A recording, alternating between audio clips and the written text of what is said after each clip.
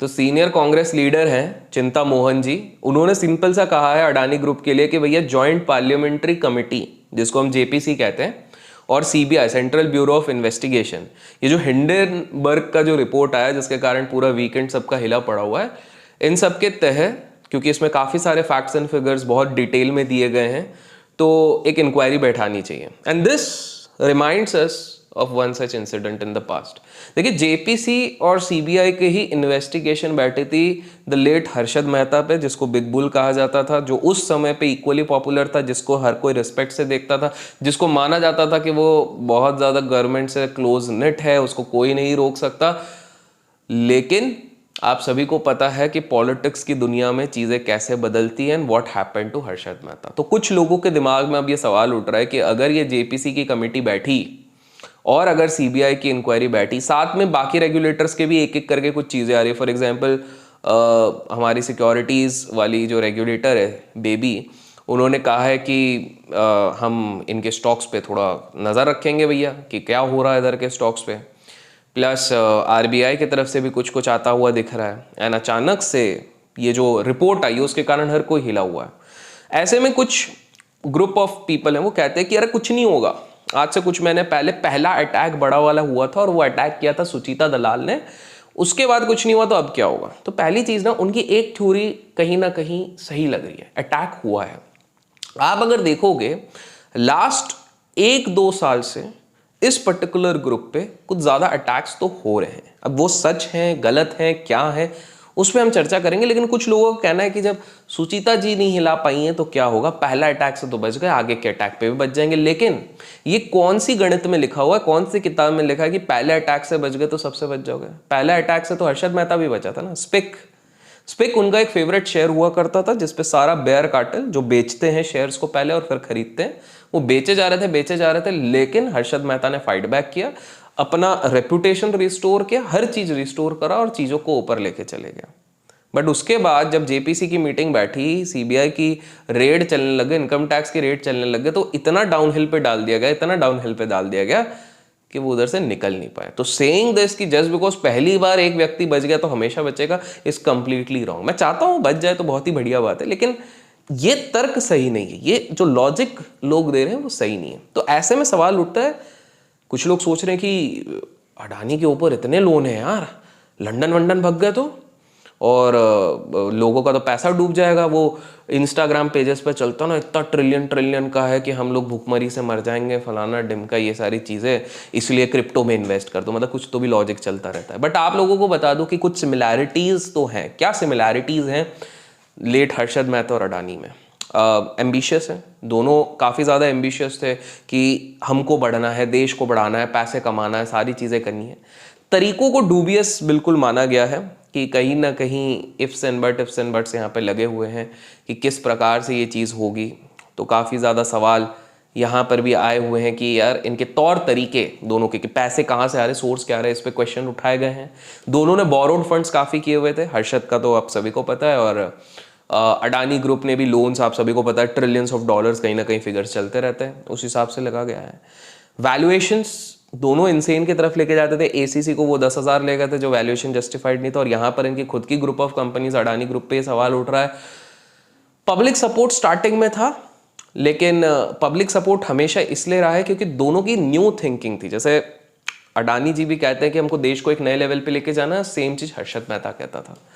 तो दोनों व्यक्तियों ने बिल्कुल सही चीज कही है, एंड कहीं ना कहीं ये चीज दोनों में मैच है। लेकिन पता है, एक बहुत बड़ी स्ट्राइकिंग फैक्टर है जो डिफरेंट है, और वो है the political connect and also the type of political connect. इसको समझते हैं थोड़ा सा। देखिए, पॉलिटिकल कनेक्ट तो आज के टाइम पे बहुतों के पास है। जैसे मैं लेट सीएम मनोहर पारिकर जी जो गोवा के थे, उनके साथ मुझे मिलने का मौका मिला है। महाराष्ट्र के जो एचआरडी मिनिस्टर उनसे, बट दैट डजंट मीन कि कल को अगर मुझे बहुत बड़ा कोई फेवर चाहिए तो वो कर लेंगे। That is just a connect. अब एज्यूम करते हैं हर्षद मेहता के जो कनेक्ट थे वो किससे मेन थे? क्या वो direct the late prime minister Narasimha Rao ji के साथ थे, या चंद्र स्वामी जी के साथ थे जो कि उनको गाइड करते थे? चंद्र स्वामी जी के साथ थे।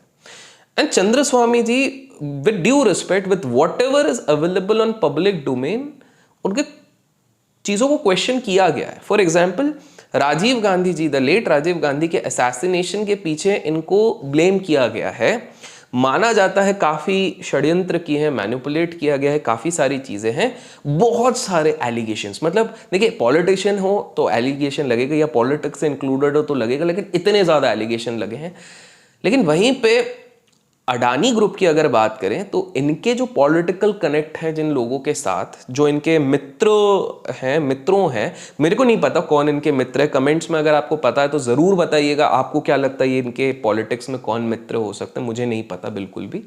तो वो उनके थोड़े से तगड़े हैं, तो पहली चीज़ वहाँ पर है। दूसरी चीज़, हर्षद मेहता ने जो अपना रैपो बिल्ड किया था वो अपने पीक पे पहुंचने के बाद किया था। जब वो पीक पे पहुंच गया था तो automatically all these politicians want to get associated, वो सब जुड़ना चाहते थे कि यार इतना बड़ा बन गया है, हमारे फायदा होगा, इलेक्शन रैली में पैसा देगा, सारी चीजें होंगी। लेकिन अडानी जी की बात करें तो इनके रिलेशन तब से हैं जब से इनके मित्र या मित्रों गुजरात में शायद सीएम थे, इस तरह से मैंने सुना हुआ है। तो आपको एक चीज समझना है, एक लॉन्ग टर्म रिलेशनशिप और एक short term relationship, it's more like एक शादी वर्सेस एक गर्लफ्रेंड। टूटने के चांसेस ज्यादा किस में होते हैं? गर्लफ्रेंड वाले ब्रेकअप में। शादी में हो सकता है टूटे, लेकिन समय लगता है। That is one of the major differences. Also the type of relation you are having, और ये टाइप बहुत तगड़ा वाला है। जब आप किसी को अपना जेट दे रहे हो किसी के इलेक्शन में, जब आप किसी को किसी दूसरी चीज में देते हो तो बहुत इंपॉर्टेंट है। कुछ लोग कहेंगे अरे भाई तुम पॉजिटिविटी ला रहे हो, नहीं नहीं, तर्क कर समझो, लॉजिक समझो इस चीज को। एक और इंपॉर्टेंट चीज आप समझो, हर्षद मेहता की जो कंपनीज थी वो डायरेक्टली इकोनॉमी को बेनिफिट नहीं करती। कैसे? देखिए, एक होता है इन्वेस्टमेंट करना और दूसरी थी उनकी company Growmore, which was into advisory and clients के फंड मैनेज करने में।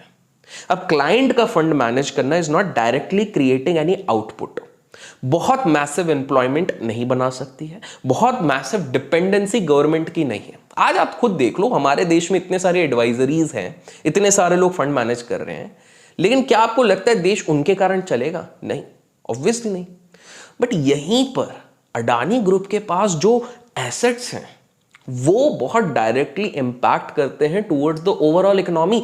पावर है, इंफ्रास्ट्रक्चर है, रोडवेज है, अर्थव्यवस्था से रिलेटेड एयरपोर्ट, सारी चीजें जो की कैपिटल इंटेंसिव चीजें होती हैं वो इनके पास है। तो पहली बात, पहले केस में, हर्षद मेहता के केस में डिपेंडेंसी नहीं थी, कभी भी हाथ खिसकाया जा सकता था। इस केस में गवर्नमेंट की कहीं ना कहीं एक डिपेंडेंसी है। आई नो वर्स्ट केस में तो कुछ भी हो सकता है, लेकिन हमको इफ्स एंड बट्स में देखना है। बैंक बोरोइंग्स की बहुत बात करी गई है। देखिए, हर्षद मेहता के केस में तो क्या हो गया था, पूरे का पूरा शेयर मार्केट में लगा दिया, शेयर के ऊपर ही पूरा वैल्यू चल रहा है, और जो उनका बीआरस थे उसमें बहुत झोल झपाटा हो गया, और उस चक्कर में कुछ बैकिंग नहीं थी। लेकिन आप लोगों को पता है कि अडानी ग्रुप के जब आप लोन को स्ट्रक्चर को स्टडी करो तो आपको पता लगेगा, सब लोग बात करते हैं ना 1 लाख करोड़ का लोन ले लिया, 50 लाख करोड़ का, लेकिन उसके पीछे तर्क समझो। बैंकर्स का खुद कहना है, मैं नहीं कह रहा हूं, बैंकर्स का खुद कहना है कि अडानी पावर जो कि 20 गीगावाट की पावर जनरेशन करता है, मुझे पता है हर कोई सिर्फ डरा रहा है, कोई तर्क ही नहीं कर रहा, लॉजिकल बात ही नहीं कर रहा, लेकिन इसको समझो, अडानी पावर जो 20 गीगावाट की पावर जनरेशन कर रहा है, वो पता है उसको लोन दिया गया 35,000 करोड़ का। बोलो देखो 35,000 करोड़, अरे लेकिन ये जो 20 गीगावाट का पावर जनरेट कर रहा है ना, वो 1 लाख करोड़ रुपीस का कर रहा है। तो 1 लाख करोड़ के आउटपुट के अगेंस्ट 35,000 करोड़ दिया है, वो क्यों नहीं देख रहे हो? कुछ लोग कहोगे भैया सीएलएसए ने तो बहुत फियर बना दिया है। ये विदेशी संस्था और इवन देसी जो कुछ कुछ है संस्था, इनका काम यही है। ये लोग मतलब एक का 100 बना के जरूर बोलेंगे ताकि एक पैनिक बने, क्योंकि इनके भी वेस्टेड इंटरेस्ट रहते हैं, ताकि कोई हेज फंड नीचे से आके खरीद ले, कोई ऊपर से खरीद ले। एक फाइनल सबसे बड़ा डिफरेंस मैंने लोन के स्ट्रक्चर पे बताया, पॉलिटिकल कनेक्ट्स के स्ट्रक्चर पे बताया, मैंने आपको बताया किस प्रकार से इन दोनों ने अपनी नींव रखी। एक फाइनल है pledging. Harshad Mehta at the end इसलिए फंस गए थे क्योंकि इनकी शेयर की प्लेजिंग बहुत ज्यादा थी। जाके इस वीडियो के बाद आप कमेंट्स में नहीं तो बताओ अडानी ग्रुप की प्लेजिंग कितनी है। क्या वो 70-80% की प्लेजिंग पे चल रही है? क्या 80% की प्लेजिंग पे चल रही है? नहीं, बहुत ही minute on the basis of the loans which they have catered. अगर उसके कंपैरिजन पे आप देखोगे, डेट के कंपैरिजन पे देखोगे, बहुत कम है। और एक चीज कुछ लोग बोलेंगे वो जो होलसियम या होसियम का जो टेक हुआ सीमेंट में सबसे बड़ा हुआ, उस पर इतना सारा लोन लिया। अरे तो उसमें तो 4 सबसे मेजर कॉन्ट्रीब्यूशन विदेशी बैंक्स हैं, इंडियन बैंक्स नहीं है। तो ये जो राई का पहाड़ बनाया जाता है देखो, मजाक मस्ती में तो मैं भी बोलता हूं, लेकिन राई का पहाड़ क्या बनाना चाहिए ये आपको समझना। तो कंक्लूड क्या करें कि सेफ है जाके पैसा डाल दें? नहीं, कंक्लूड ये करो कि ये शॉर्ट टर्म में जब तक एक प्रॉपर क्लैरिफिकेशन नहीं आएगा, ऊपर नीचे वोलैटिलिटी चलेगी। बट राइट अवे सेइंग कि लंदन भाग जाएंगे, खत्म हो गया पूरा केस, ये मेरे हिसाब से इज टू अर्ली टू से। एक अच्छा न्यूज आ गया, सारा मार्केट रिकवर कर जाएगा। एक अच्छा पॉजिटिव न्यूज आ गया, एंड किसी ने ये तो सोचा ही नहीं। अगर ये सारा मेन पैनिक क्यों बचा है? क्योंकि रिपोर्ट से ज्यादा उन लोगों ने शॉर्ट्स भी बनाया, उसको देख के पैनिक करके सब शॉर्ट्स बना रहे हैं। अब मान लो मंडे, ट्यूसडे, वेडनेसडे, या मान लो कभी भी हिंडनबर्ग की एक और रिपोर्ट आ जाती है या ट्वीट आ जाता है, we had good profits, we are covered our shorts, फिर सेंटिमेंट का क्या होगा? ये कभी सोचा है? तो गाइस, हमेशा किसी भी केस को लॉजिकल बेसिस पे एनालाइज करो, वो आपको हेल्प आउट करेगा। वीडियो में अगर कुछ भी पसंद आए तो लाइक जरूर कीजिएगा, ताकि मुझे पता लगे इस तरह से संक्षेप, सिंपल और लॉजिकल एक्सप्लेनेशंस आपको पसंद है, तो मैं और ऐसे वीडियो बनाऊंगा। और हाँ, अगर आप हमारे प्रीमियम ग्रुप और ऑप्शंस वाला या फिर ट्रेडिंग कोर्स किसी में भी पार्ट लेना चाहते हैं, लिंक डिस्क्रिप्शन में मिलेगा, चेकआउट जरूर कीजिएगा। Till then keep learning, keep growing, keep investing and keep trading.